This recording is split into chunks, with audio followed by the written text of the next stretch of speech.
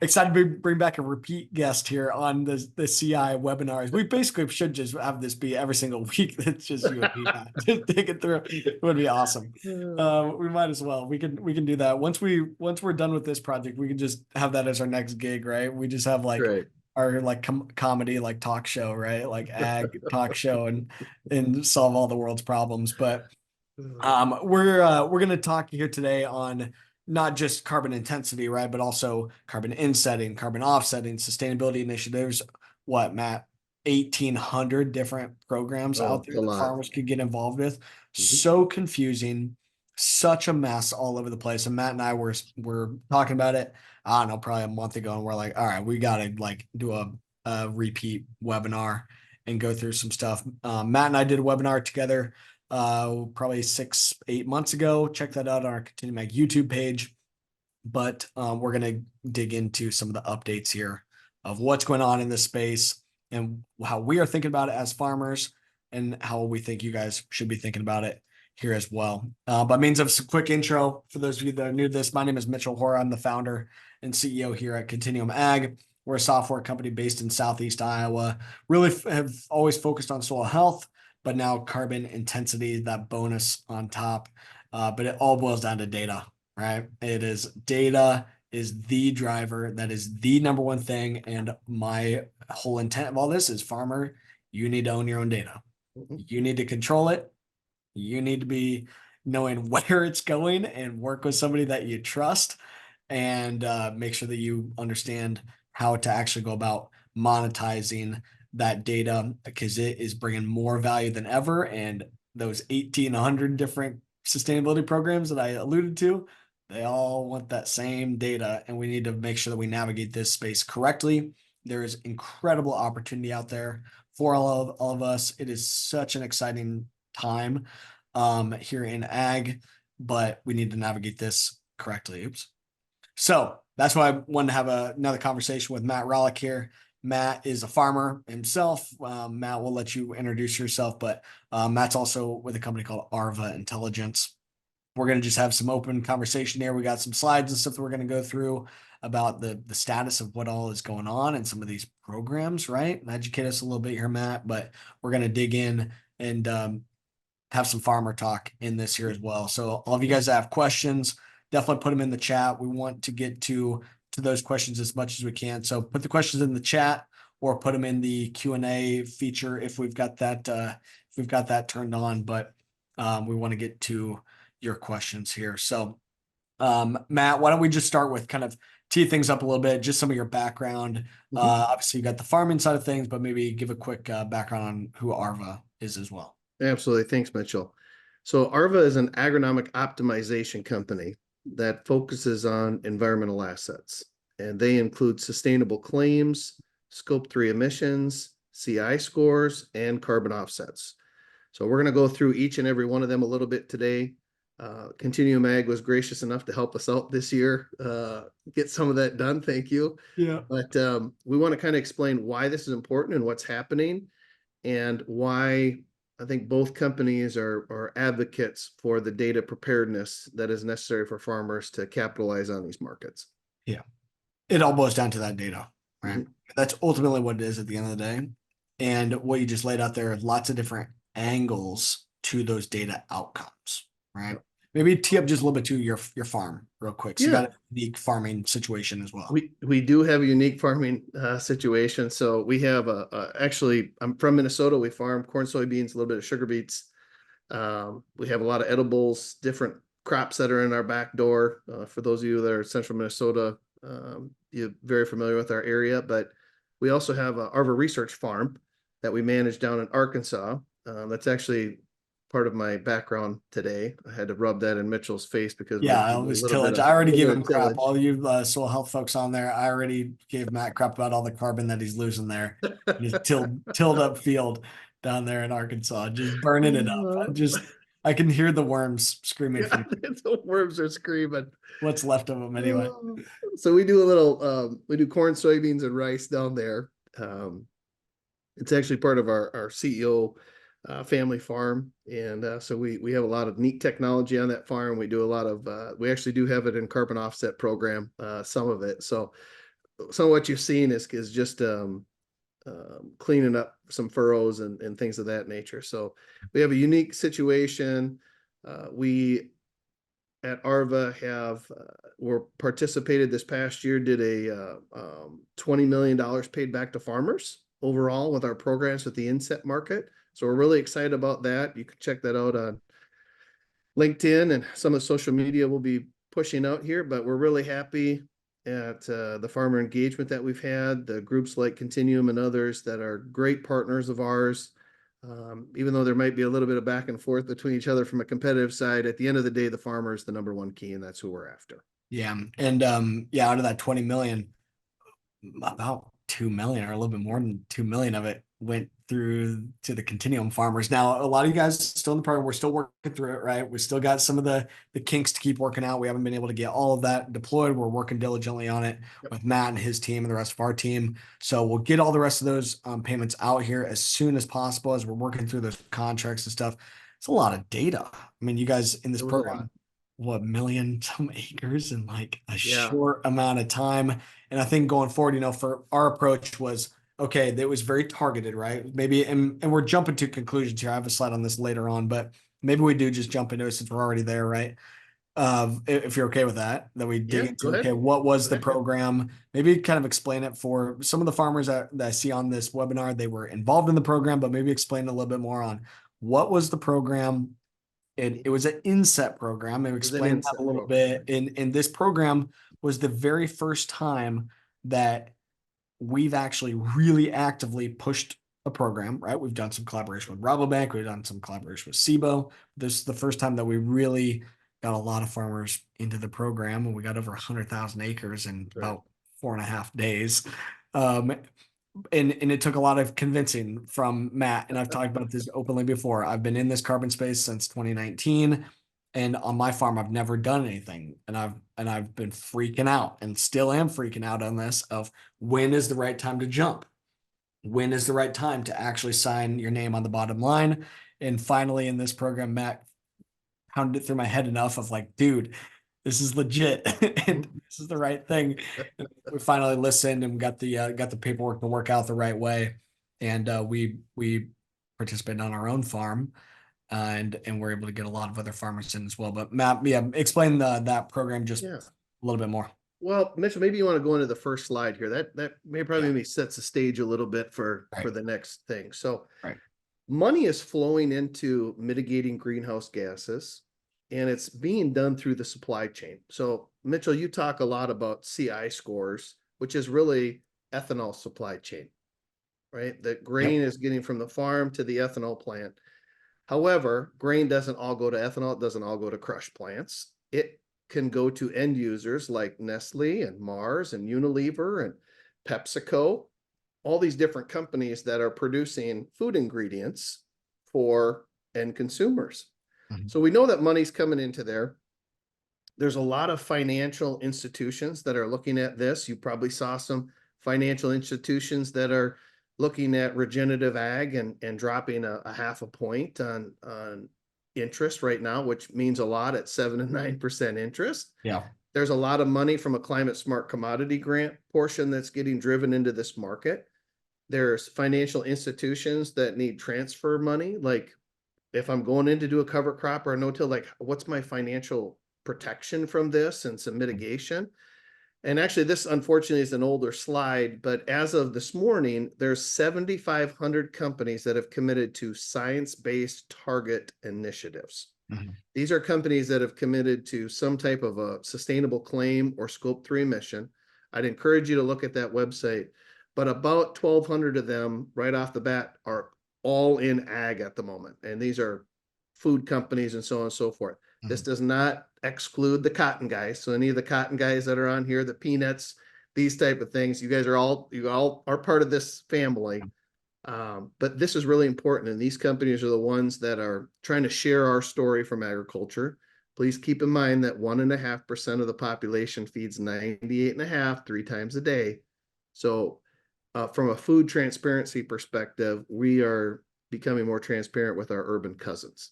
Mm. I think that's the best way to say there, In Mitchell. that SBTI, right? So that's part of these overall corporate initiatives, right? Where it's got some rigor to it and it's about meeting some of those goals, right? That most of the time we kind of joke as being kind of arbitrary, right? That's right. That's Carbon right. neutral by 2050 or by 50% carbon reduction by 2030. But really to meet SBTI, the science-based target initiatives, that's where they bring in a little bit more data That's behind that, right? correct. They got to meet certain standards of rigor. And the point being here is thousands of companies, some of the biggest companies in the world, and agriculture is part of the pretty much all their supply chains at some point.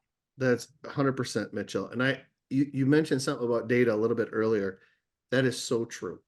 The Yeah. beauty about it is that the same data these farmers are collecting for CI scores is the same data we're using for sustainable claims and scope 3 emissions.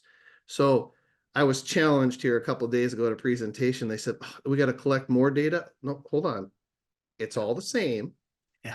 But if you guys are familiar on this call, this is really being underwritten for the value of those environmental assets. So whether it's a scope 3 emissions or a CI score, there has to be a level of data validity Yeah. and veracity, no different than underwriting for your car insurance or property and casualty, or looking at the ability from a loan loss reserve perspective.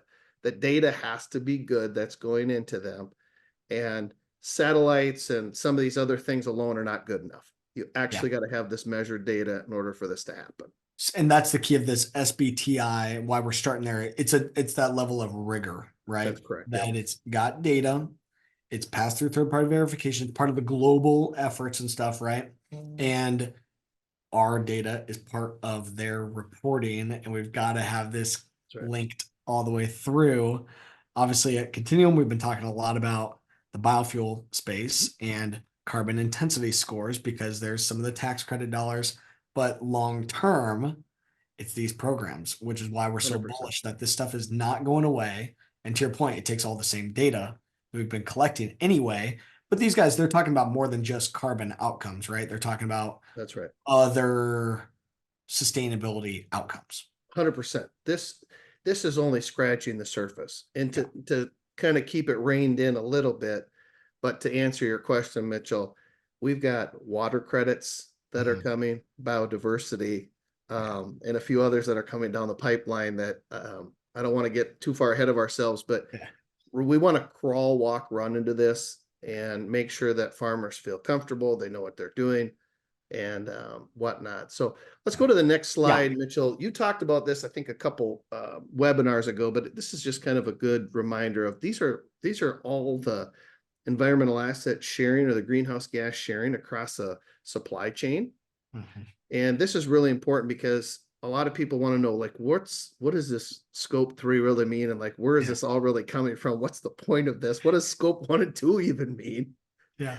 And without getting too deep in it, you did a good job last week, actually, of talking about scope 1 and scope 2, what primary of those companies have to do. And really what we're focused on today is just the scope 3 of what the farmers or along that supply chain, the last mile, if you will, Yeah. is doing.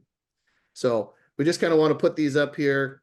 Farmers and cooperatives, fertilizer manufacturers, food distribution, we're all looking at these greenhouse gas emissions, and farmers just happen to be the last mile for a lot of this. So the people are looking to us, these consumer packaged good companies and end buyers are looking to us as Mhm. farmers and trusted advisors to ensure that they're going to be able to meet these goals and objectives that they've set out from SBTI. Yeah. So SBTI is the overall thing, and they have to look at their entire carbon footprint, right? It's a Yep. life cycle analysis. They have to look at their entire footprint of their company. Scope 1 is what happens directly in their at their facilities. So if they're direct emissions, scope 2 is their indirect emissions. That's from the energy usage. Scope 3 is the supply chain, which by and large, I mean, what for the typical groups, that's well over 50% of their carbon footprint. I think in a lot of cases, it's probably close Yes. to 90% of their carbon footprint in a lot of Yep. cases. Yep. So a Yep. huge piece of the problem being that supply chain, which makes sense, right? The full process of getting that product from the farm all the way through to the end consumer. It's that supply chain that has the mass majority of the carbon footprint. That's right. So Um, if you go to the next slide here, as they look at their scope 3 emissions, yeah, a lot of them don't know where they're at. Mm. They can take a baseline from some reputable business, and there's nothing wrong with that. Yeah. Or they can go out and set their baselines from what they know is there. So some of what we're doing is we're rewarding for existing practices so that the CPGs actually know where they're at. Mm. And how much, what does their footprint actually look like from a scope 3 emission perspective? You don't know, right? It's the age old adage of you can't manage what you don't measure. Yeah. Right. So that's the first thing that we're doing. The second thing is incentivizing. And I would, one of the questions that got brought up today in a class I just got done giving is, well, I'm doing everything. Okay. Well, I said, tell me what you're doing. And we walked through this farmer's operation, and they are doing a lot. They're probably one of your customers, Mitchell, but we started talking about biologicals and Yeah. fulvics and humics and plant protection and in-season opportunities, IPM, IWM, IDM, like all these different things. And all of a sudden they said, no, I guess I do have opportunities to Yeah. improve. Yeah. And I said, look, this is where it comes in, because each one of them will lower the carbon footprint or the carbon intensity of that crop. Yeah. So I know you've talked a lot about carbon intensity in the biofuels, and that is 100% accurate. What I can tell you is that there are some crops that are already moving to carbon intensity supply sheds. Mm. So if they know where their baselines are at, and they say, we want to lower our baselines by, or incentivize to get another 10% lower on our carbon intensity, they will pay up for these type of practices to help lower that emission factor. So carbon intensity obviously is focused on biofuels because that's a huge opportunity. But long term, as you look at supply sheds in Iowa where you're at, or Ohio where I'm at today, or Minnesota, or whatever it might be, I better throw in Indiana and Ohio or Illinois there just because they're in the middle. But the carbon intensity or the carbon footprint of those crops and how they're being procured into feed, fuel, or ingredients is going to be extremely important over the next couple of years. So, and you were just talking, okay, so at Continuum, we've been trying to stay focused, right? We're a small company, early stage, and a lot of we're in the Midwest, right? So it's might as well focus on this 45Z and carbon intensity thing. But a lot of these other verticals are catching on to this thing as well. But you talked about it being a supply shed, right? So what it looks like 45Z is going to do, it's going to be my actual CI score directly delivered to the ethanol manufacturer, and the CI score goes on the scale ticket. Where you're talking here now is at a supply shed level, call it a region, right? A supply shed, that's kind of a different term, right? That's right. You have a watershed that all of us are used to. Here's all the water that goes through, right? It's the same concept though, that's where the term comes from, right? So at the watershed, here's all the tributaries to this watershed, and then it all goes down to this point at the end of the watershed, right? And in this case, we're talking a supply shed, meaning Levi's or whatever, right? From a cotton perspective, since you brought them up, Levi's has their supply shed. I'm sure it's huge, right? It's all over the world and they source in a lot of different places, but there's certain targets where they have their processing or where they have their facilities where they're sourcing from. That's their supply shed. That's right. And now they're trying to get a grasp on that and then pay to improve the number coming from the That supply shed. 100%. That is 100%. So along those lines, the watersheds there happens to be a watershed in your great state of Iowa. Yeah. A couple of them. Right. A couple of them. So if you take a look at a CPG, a specific CPG, and I won't name names, but there's a CPG that has a factory that does stuff in Mexico. Okay. Well, their supply sheds, they get corn and soybeans and wheat from Illinois and Kansas. So for them, those are their two procurement areas. Those are where their supply sheds are at. They grab X amount of bushels from there that go onto a rail that then get into Mexico to be processed further down the line.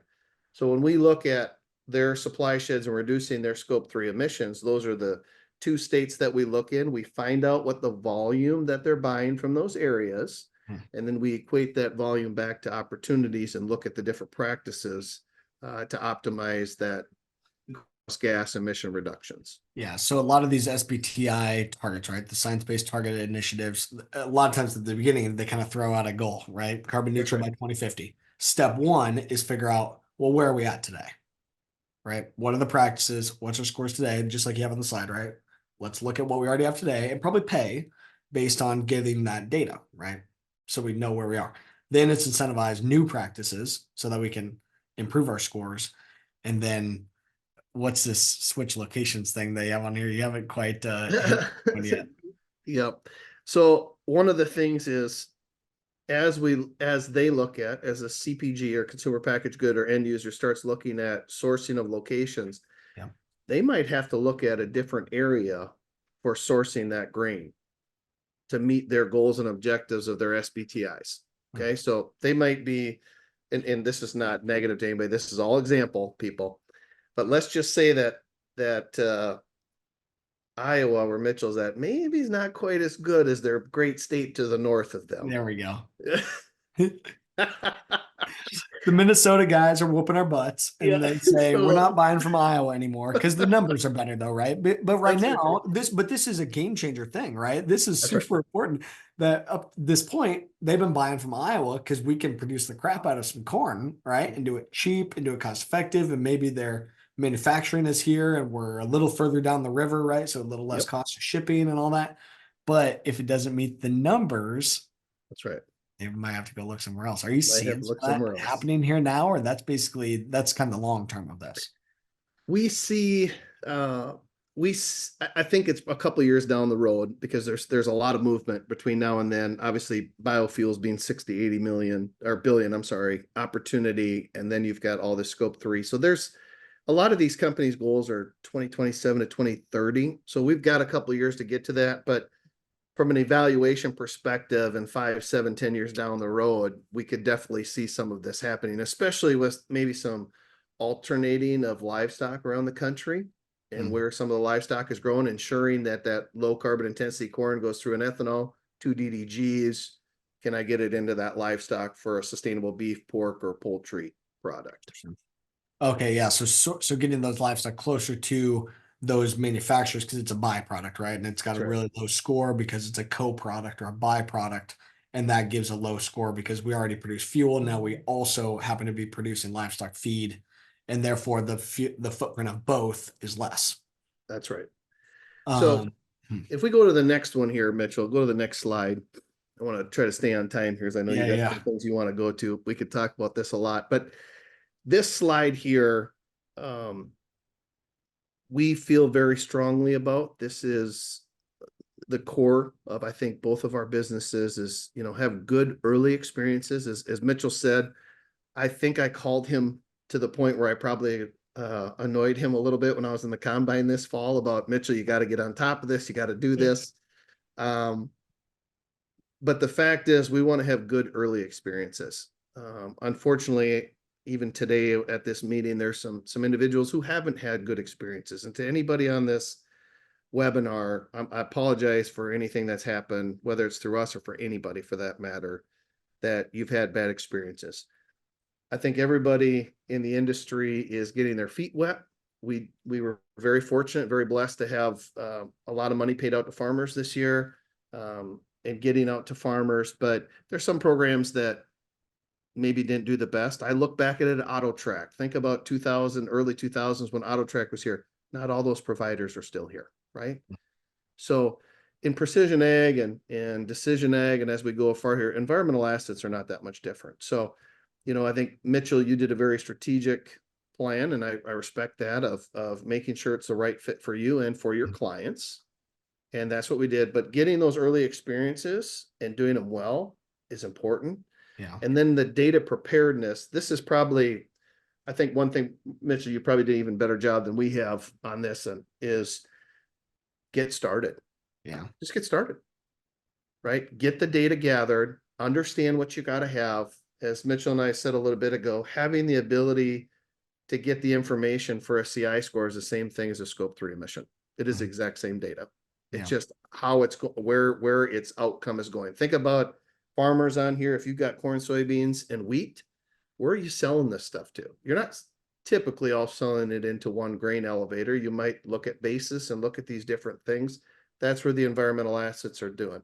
When the data is all there, a trusted advisor can then help you decide where it's going to go depending on what your supply sheds are or whatever it may be. Because we do want to have that commitment of integrity and transparency and to build good stories and co-benefits down further down the pipeline. Yeah.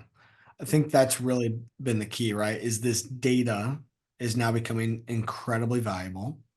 But today in agriculture, a lot of our data is very fragmented, right? So that's where we're saying, hey, Continuum's got a software that can help to pull it all together. Arva's got a software that can pull it all together. Maybe you got some other ones. That's fine. As long as you got it put together somewhere, that's great. Our unique, right? We are running the CI score and the GREET model. That's the only model we run. You guys run all kinds of different models, right? You guys have integrated a bunch of them. We're not necessarily a project developer in developing a lot of these tools and stuff, right? Like what Arva is, it's a major difference between us. Our role here is help the farmer to get the data put together, understand what the data is worth, and be able to plug it into these other systems when the time is right. Why I held my breath so long on even this program with you guys, Matt, is number one, we've been holding our breath for a long time anyway, being very patient. We've left plenty of money on the table by not jumping into a carbon program early. Less than 3% of farmers have even gotten into a carbon program, right? Or we're the norm with everybody else waiting to see what happens here. But we've got our data put together, right? When the time to act was now, we were ready. We had the data, we were ready to rock and roll. We had it all put together, and that's really the critical thing. But what checks the boxes for me as we explore these programs is number one, no long-term contracts. It's changing way too fast. Why would there's no way I'm gonna lock into something that's gonna restrict me down the road. And I think most groups don't understand that. And it comes from the registries, right? It's not necessarily the project developer's fault, like some of these other carbon programs. It's not their fault. Part of it's from the registries. I get it.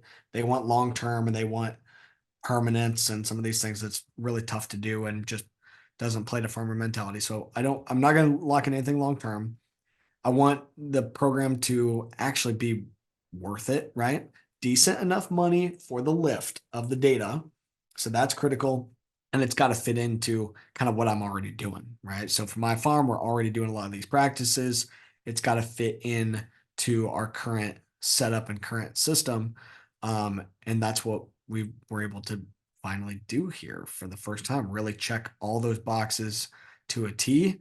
And that's where we're like, let's rock and roll. And this is the right thing to jump in on. But as we prepare that data for next year, I think it's going to be even more important because there's going to be even more programs out there and more opportunities for us. And they all, to your point, Matt, you've said it multiple times, they all want the same data. 100% they do. I was fortunate enough to meet with some of our CPGs that we did some programs with this past year. We met with them last week and they're full steam ahead. I mean, the opportunities are multiple X. The ethanol plants, the crush plants, although they're holding their cards a little bit tight to the chest, which I can appreciate, look, guys, they got to figure this out too. So we're really kind of meeting these guys in the middle and making sure that we can have easy handoffs and good handoffs so that the farmers are rewarded, the CPGs and the end buyers are rewarded. At the end of the day, that's what we're trying to make sure, just that it's fair and equitable across both parties. Yeah, that's really what it boils down to. That's always what we say with that data preparedness. Have your data put together, know what it's worth to the other guy. When you know what it's worth to them and you know why they're asking for the data, now we can negotiate a decent deal, right? A lot of these companies, they're doing it mostly out of their own bottom line. It's coming off their own P&L, right? So a lot of these companies, they're of course trying to do this for as cheap as possible because it's coming out of the expense side of the budget. But as there's outside money coming in from government programs or premium programs to the end consumer, or like in carbon intensity, tax credits looking at coming in, now there's outside influences of money that we need to understand so we know what a good deal looks like. And yeah, I always use the same word you do that you just said. It's about equitable share. It's not That's right. about us versus them. It's about we got to work together here because we have an amazing story to tell. but we got to have sharing in that story, because the farmers are the ones that are going to be a key part of the solution here for Oh, these you're programs. 100%, Mitchell. And sharing actually goes into even the CPG side. There's scope sharing opportunity. So if you think Hmm. about, um, I'll pick on rice, for example. Well, a portion of that rice all goes into dog food, and a portion of that all goes into another piece. And really, what you guys see is only like 50 or 55% on the store shelves, right? So there's really like three CPGs that touch that acre, if you will. So there's an opportunity in the future for those three to have a syndicate or come together Hmm. and share the benefits of that acre and actually share the wallet of that as they pay the farmers. So there's Sure. actually opportunities for the farmers to benefit even more in the future as they get, as the CPGs get this stuff figured out, and we come alongside them with the farmer data and make sure that it's legit so that they can have a clear understanding and a clear adoption of that to claim against their SBTI goals. Yeah, because that'll be a percent share, right? Because they're That's the right. like if there's so in the especially so the rice example is really good. That you got multiple companies that all influence that acre. Not each individual can claim the claim 100% of the outcome of that acre.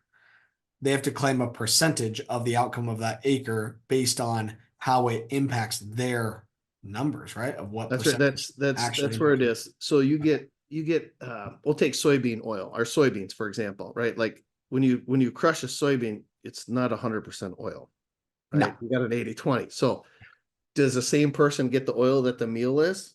Nope. no, Right. So there's two companies there, or potentially three or four even, sure. that take a portion of that acre, but they can all work together in order to make No, we that happen. spread out the money, right? We spent That's right. more companies that can actually help to enable this because they're going to share in those outcomes. Definitely see that happening within the ethanol and the biofuel space too, right? A bushel of corn goes in, you got ethanol, you've got the DDGs, you got corn oil, you got a variety of things that come back out. And that's maybe back to you made a comment on that before, and we'll get to Hans's question here in the Q&A of those DDGs today, the data doesn't necessarily flow with them. But I was at the Growth Energy Conference in Florida here 2 weeks ago. And some of the big players there, Poet and these guys, they were talking about absolutely those buyers of those DDGs are asking, what is the carbon footprint? What's the carbon intensity? What are those metrics? They're starting to ask for it. I don't know that we have the sharing and the connectivity there, but absolutely where it's going to go. And from a sourcing perspective, you had mentioned bringing those animals closer to where those DDGs are because of some of those co-product benefits. And Hans is asking, where is some of that procurement and stuff going to shift to? So that's one example, right? More Yep. animals, not further away from more animals co-integrated with biofuel hubs, which obviously we're going to see that expand too. But any other examples there of sourcing shifts? Yeah, I think it's a little early to tell, Yeah. but the market is definitely changing. As everybody on this call probably knows, there's a lot of crush plants that are getting put up, right? So that's going to change some of getting direct soybeans into a meal and an oil perspective. Um, I think there's some states that are going to run into some water situations Mm, that may not have the water for the livestock or may not have the water for the feed of the livestock, that some of that's going to shift a little bit. yeah. I'd hate to speculate on some of that, but I do see some things coming. I guess, Mitchell, like where you're at your back door, what would it take to get that corn into ethanol instead of going into livestock? Some money. Yep. Right. Not a whole lot. I mean, that's exactly what I'm looking at, right? It's going to shift, right? So actually, that's a great point. On my farm, right? My CI score last year, negative 4.1. Mhm. My corn today, by and large, goes to feed pigs. We're in Washington County, Iowa, number two Yep. hog producing county in the country. We got plenty of hogs that corn can go to feed, and the hog producer is only a couple miles down the road. But they don't have this money flowing through to pay for that low carbon product. Now, what's interesting here, though, and to tie into our conversation, is the folks up the supply chain, or I guess down the supply chain, right? Down the supply chain of me on the farm, and then the hog producer, the packer, the distributor, the retailer, the bankers. These guys do have these SBTI initiatives, but Yep. today they're a little behind And that's why I'm again so bullish on this CI thing is that now my grain, there is a scoring mechanism and a business model that's setting a precedent on what it's going to take to keep my low carbon grain in that pork supply chain. Mhm.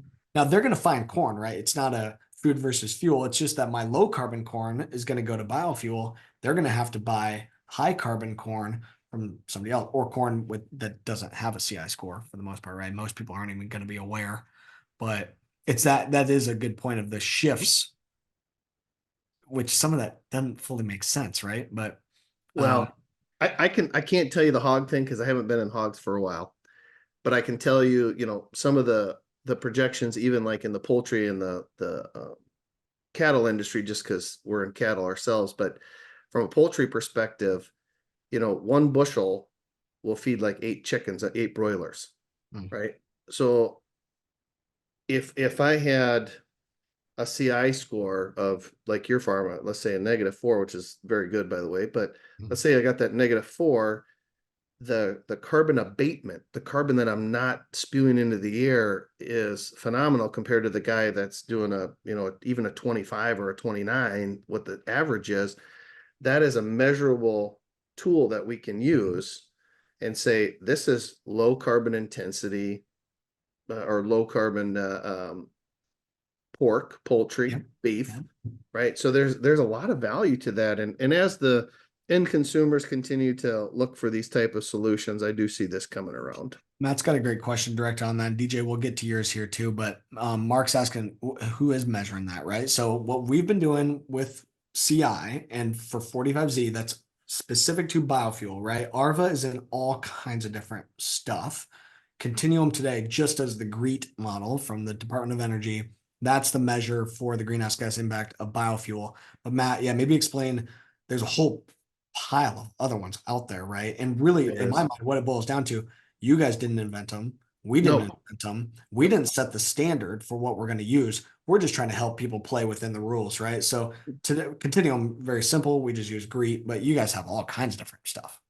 that's right. So part of that question is at the process. The processors they have their own type of method. They have some Qantas and a couple others that actually come in and look at some of that stuff. From a farm perspective, there are international um, registries and those type of things that can do calculations. So some of you guys have maybe heard of Farm Print Calculator. You might have heard of Decent, which runs actually a lot of the carbon offset markets, but we leverage that same type of veracity in the inset market. Mhm. IPCC. Um, there's a couple other ones that are being developed or fine tuned right now on some of them. There's carbon offset projects like enteric methane, which is VM0042. You can do that same thing in an inset market, right? So the veracity of the data that's being collected is following on some of these protocols, whether that's CAR, Vera, and some of the other ones that are being put together with the climate smart commodity grant stuff. Yeah, so a couple of those things you were mentioning there, and as you just laid out, a gazillion different things, right? That's the confusion in this, but especially in carbon offsets, carbon insets, they're playing by the rules of the registries. You That's mentioned right. CARB, or whether it be the California Air Resources Board or Climate Asset or Carbon. Wait, what is it? Climate Climate Action Reserve. Action Reserve. Geez, I should know. My name's on the protocol that I've helped Yeah, them. I was there when it was yeah, written. you helped with those Yeah, guys. my name's on it. That's fine. Hopefully they're not on this call here. No, well, and we just I've never used it, right? I just think I've moved on. But Vera is the big one, right? Vera is probably the main one that a lot of these ag products are being put through, but it's those groups that set the rules and then they say here's the models that you can utilize. And in carbon offsetting and carbon insetting, both of them have to go through those same pretty similar rules, right? They really should. If you look at like Sustain Cert and some of these others, they've got some specifics, gold standard. Here's more registries getting popped off, but the rules of what they're doing, we want to follow that same type of veracity, whether that's within a supply chain, an inset, or an actual carbon offset in row crop or pasture and rangeland timber, et cetera. The veracity of the data needed is what we're after to ensure the claims that these CPGs are making can be used for their SBTI goals. Because we gotta abide by SBTI, right? And that level of rigor. We also, a lot of these companies, a big motivator is avoid environmental groups coming after them, right? Or avoid being pointed to as greenwashing or being called out in the media and stuff. It's a lot of fear type stuff, right? Of That's right. got to abide by this level of rigor. So in carbon offsets, Matt, I explained it as the carbon credit is a value on its own and it gets sold to whoever on an open market, and then your ag product gets sold to your normal supply chain. In carbon insetting, they go together. That's But right. I think a lot of times I probably do a bad job of I put carbon insets and carbon intensity in kind of the same bucket, and really they Yeah. probably shouldn't be. It's the same concept, right? But in an Yep. inset, most of the time an inset is still going through a registry based type Or of right. Or some program type of validation, some carbon evaluation. abatement valuation, right? So that's a really good point. Carbon intensity is the overall carbon, right, that goes into the producing of that crop. Yeah, Divided by yield pretty much is all it is at for the end sure. of the day. But there's a value that's associated to that overall greenhouse gas emission divided by that yield. That's a very simple way to explain it. Yep. The inset market looks at a couple different things, but primarily it is what is the baseline of the supply shed, and then what is the delta or the difference between what the baseline is and what the procurement of that Mhm. grain is and the practices that are being implemented for that procurement. So for example, um, the if I'm doing cover crops, minimum till, nitrate inhibitors, and livestock integration, we can actually leverage like the Decent model, which is the carbon offset models, but we can use some of those to figure out how much carbon you're actually abating, reduction, or removing. Mhm. Now, there's some IPCC values in there. It is not stackable. So just on what I just said, the IPCC values, I think Mitchell and I, you and I were joking. It's like, wow, it's 1.6 tons. It kind of doesn't work that way, right? It's like, I always compare it to this. If I used every product that the farmers came or that the salesman came to my farm, I should have 1,000 bushel corn. I don't yet, right? Correct. Correct. But They don't quite how all that back. Yeah. So your point being no till gets a certain amount, cover crop gets a certain amount, reducing fertilizer gets a certain amount.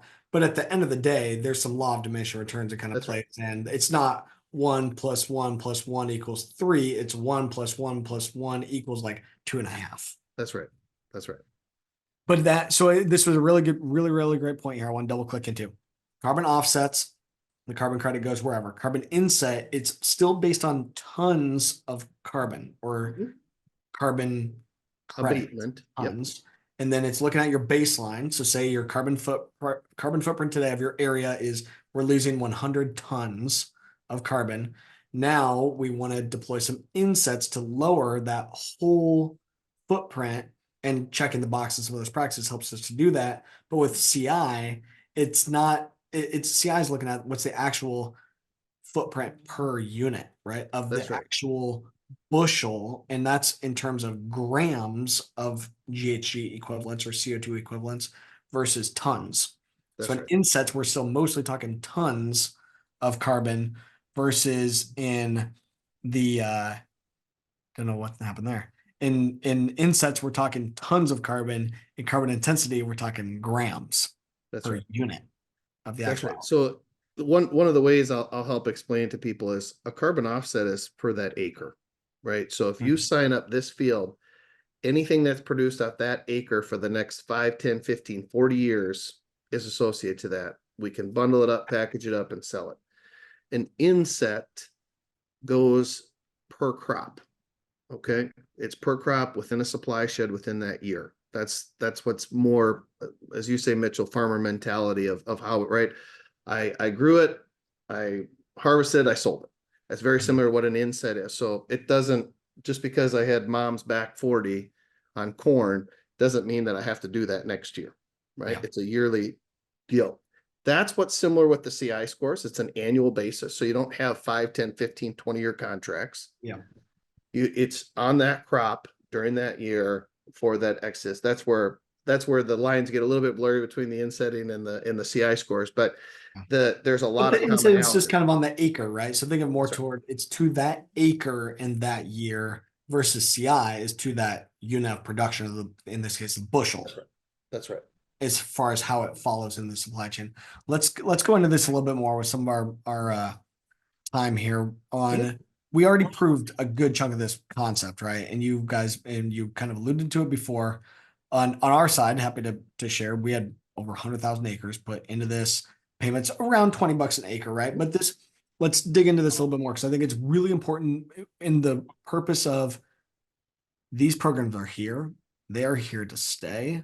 They are so much better than what we have seen over the last 5, 8 years of these new wave of programs emerging, right? There was an initial wave earlier with the Chicago Climate Exchange, but this new wave of carbon programs, I feel like it's so much better.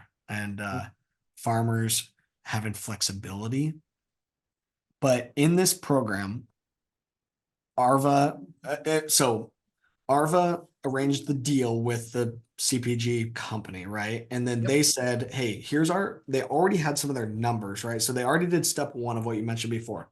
They already knew their baseline numbers, and they already knew kind of where they source from and how many acres they source from, right? So now they're trying to figure out, can we work with farmers who are in our supply shed, may or may not be directly tied to us, Right. right? So carbon intensity is direct linkage. Some of these insets, it's supply shed, but maybe walk through how does this go about and why are these companies spending serious money going and doing this, and where do you see this going in Yeah. 2024 and No, beyond? absolutely. So a couple different things.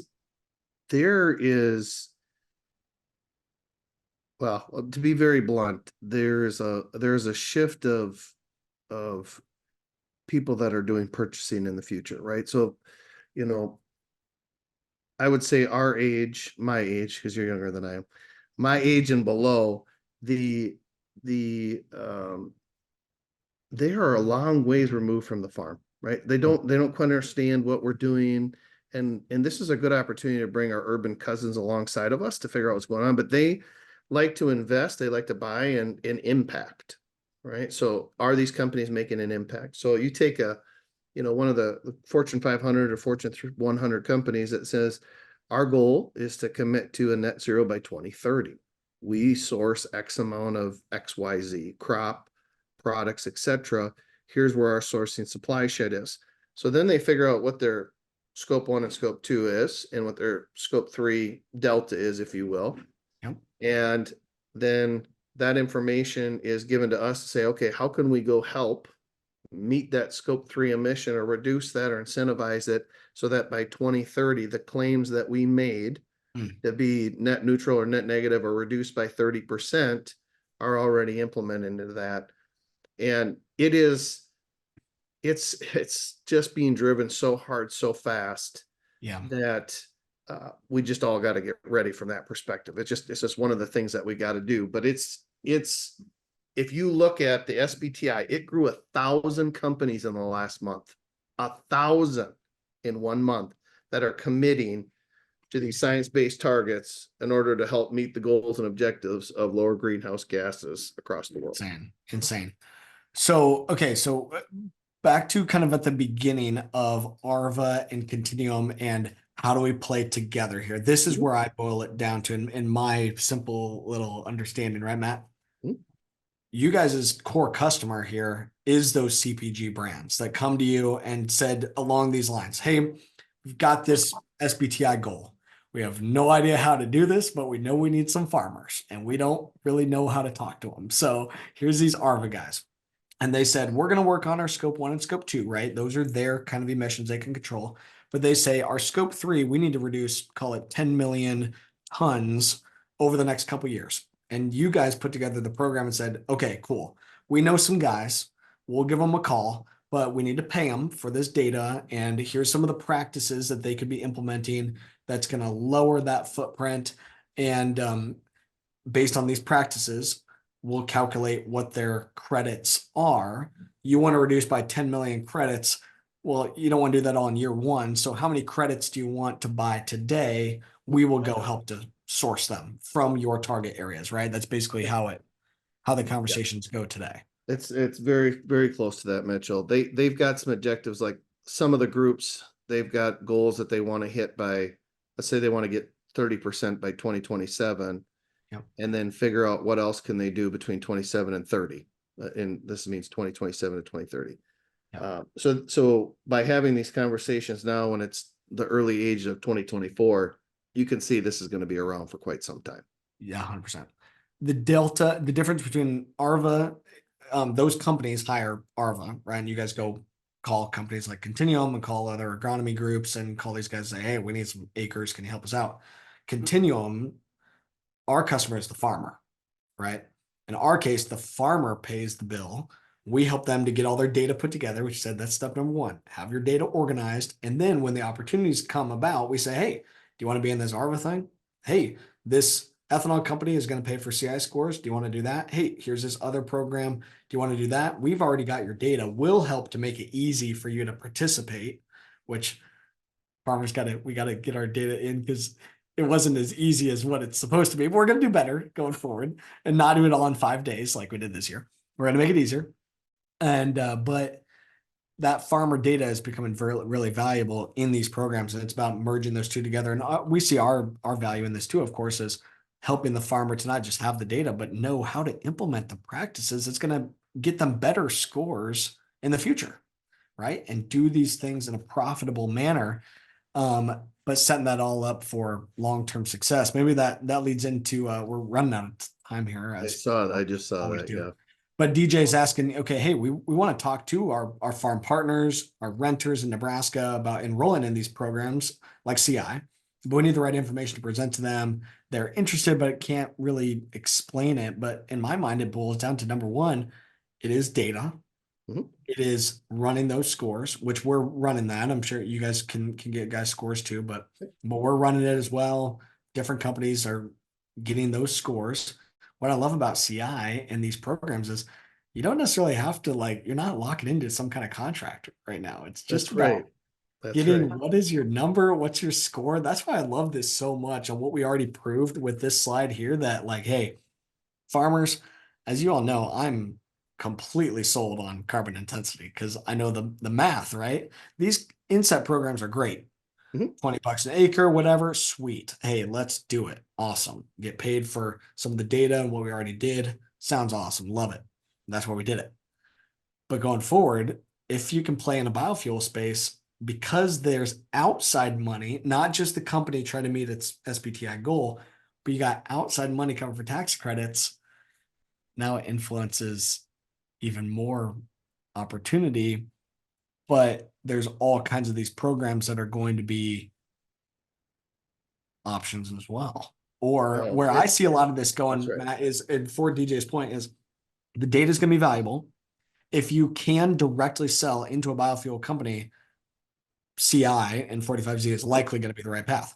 If you use the grain yourself, if you sell it into a different marketplace, if you don't necessarily have all the data put together in that CI or connectivity, there's a ton of inset programs that are Oh, perfect yeah. that don't require the grain delivery. Like That's in right. CI, you got That's to right. have the delivery of the grain, which not everybody's going to be able to participate in. Mitchell, you hit the nail on the head. This is really an environmental asset portfolio that the farmers are going to manage in the future. Because, like you said, some of my grain might go to the ethanol plant, some might go into feed, some might just go to the regular elevator. But having a trusted advisor, you said partners like you guys. That's ideally when we look across the country, whether you're a Crop Life 100 retailer that has grain, feed, agronomy technology, or somebody like your guys' self that's helping just on agronomy portion. People that have this trusted advisor role, that's Mhm. who we're focusing on to get to the farmers. I will tell you, I love these farmer meetings I've done the last couple days, and I know you do too. Yeah. It's just for us as a company, this is where our spot is. So to lean on, what you guys are doing, because not every ethanol plant that you guys, are in every territory is going to be right on board with this right away. So For sure. let's backfill some of these farmers with some of this opportunity. Yeah. So That's why I loved on it. Like, hey, this CI thing and 45Z that we don't have the final rules yet. that's right. Hey, there's other opportunities that are out there that we can wait and see what happens. So let's rapid fire through a couple of these. Yeah.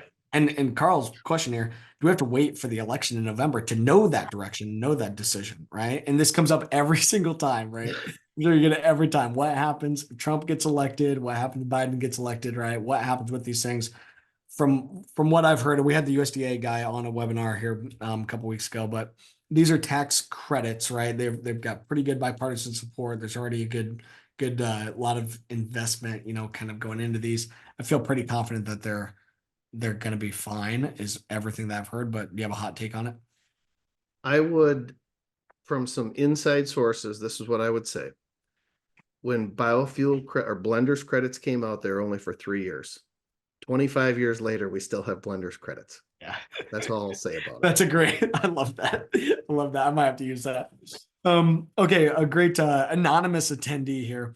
Payments this year were around $20, which I simplified, right? It was actually not, it's not a flat 20. I just simplified it. Around 20 was the key. The key word here was around 20. Mhm. But the point being of this question, today these insets were call it around $20.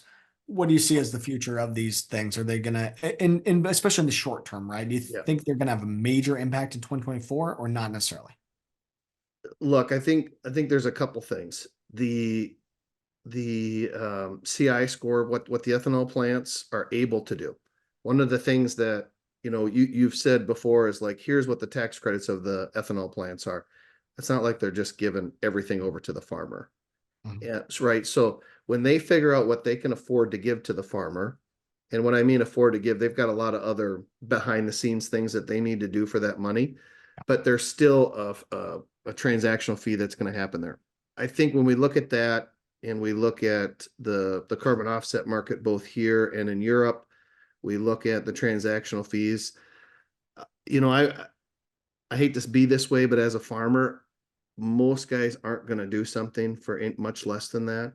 Mhm. On some syndications, I see some opportunities for a little bit of higher payments on that. And as Mitchell said, was an average of what Mitchell's group got to have. So, I think there's some flexibility that's happening here. I will tell you that there's derivatives and hedging opportunities on environmental assets that's coming. So as you play in options with grain, today from a put and call perspectives that will also be available on environmental assets in the future. Those might be some opportunities to, hedge your own risk if you want to on some of this stuff and some So I captive could insurance. sell for 20, but be able to have an option to maybe be able to get a little bit of upside later on if I jump in early That's or right. hold on to credits till later. Right. Yep, that's right. Okay, so a couple and then what I mean, he's asking on 2030. We probably don't know exactly. You kind of got into it. Like we got to see, but the point of Yep. what you were talking is there's some cost to this stuff that's going to continue to play out as well. Cost in whether it be carbon intensity or the insets offset. So it's going to be what's the market driver less the cost, and then farmers got some margin. Yep. Yep. Real quick on a couple of these, who's verifying? We're working with eco engineers. I don't know, Matt, if you guys work with a bunch of different verifiers, right? We On all do. things. I feel pretty strongly about eco, so we can both call those guys out. But there's a couple other firms that do it. Eco just happens to have ISCC certification process for anything going overseas, which is the highest standard up to this point. So going through some of that process, we feel very comfortable with. I think isn't that how you're doing your kind of your A key certification, thing right? of this too, I think, guys, is Continuum's approach is that the farmer pays and we verify early, right? We Yep, verify up front. Where Arva, for the most part, it's hey, we will get the data pulled together and pull together that info, then we verify it at the end, right? That's another key differentiator between Continuum's approach and Arva's approach. It's again back to kind of who's the customer, where's the opportunity, and like that's right. that's why we're able to do so much of this and work together because we're going to help bring farmers from the farm side up. Arva is going to bring companies into the space from the supply in, and we're able to meet them in the middle and meet that That's right. level of rigor, whatever they want the level of rigor to be in the data. Hey, if the money's good, we'll do it, right? Um, okay, so Jay was asking about real quick on these last ones. I know we're at time. Yep. We're talking about satellite data, not going to fully cut it, right? I totally agree. It's not just going to be modeling. We're going to have to show here's the legit data. I think of it just like organic verification. Here's all That's the right. things I did, send it to the verifier. Now I get the sample approval. Do we think it'll be beyond those practices and modeled outcomes? So more direct measuring, that kind of thing. I think is what he's in there too, but I would say that I would advocate for some type of soil testing. You're a big Haney guy, which I think there's nothing wrong with that. I mean, I think they're super good, but getting that data and information to understand how some of this is going, bulk density and SOC, I do see some people, some CPGs paying for some of that in the future. There's some growers that are paying for it. There's projects. We did a United Soybean Board project this year. We're measuring fluxes. Mitchell, obviously we had one on your guys' farm. yep. Those were a lot of greenhouse gas measurements in soybeans, actually about the most in the world up to this point. That kind of data is going to continue to be validated and verified from a regional perspective. Eddy covariance towers, for those of you who might be familiar with that, measuring greenhouse gas every day against the practices that we're doing. Again, to Mitchell's point earlier, it's data. It is 100% data and how we can continue to get better. That's we're collecting all that management info, right? More than just did I plant a cover crop, but when, rate, species, termination, application info, all of that good stuff. I do think that's right. Yeah, having some of the soil data might help. Being ready to tell our story. These programs are just going to get more and more dialed in, right? And the better the data we've got, the better that we can go through the verification, but also the more accurate story and make sure that farmers continue to be the key part of the solution here. So many opportunities, Matt. Love digging into this. Obviously, you and I can talk on this for hours, and we do. But we got a caller here today. For all this, we continue to do CI chit chats every Tuesday. We'll have more of these webinars coming up as well. And this recording and all of them will end up on our Continuum Ag YouTube page. So feel free to get those shared along. Huge opportunity here, Matt, when with data, some of these offsets, insets, sustainability programs, CI, no matter what it is, it all takes data. Have your ducks in a row. That's the key to be able to 100%. be in position to succeed. 100%. Well, I really appreciate the time, Mitchell, and thank each and every one of the Continuum Ag people who helped out and the farmers that participated in our program. We couldn't have done it without you. We're definitely indebted to you. So thanks again, and thanks for having us, and look forward to the future of what we got going here. Fun stuff. It's going to be awesome. Thanks, everyone. We'll see you next time.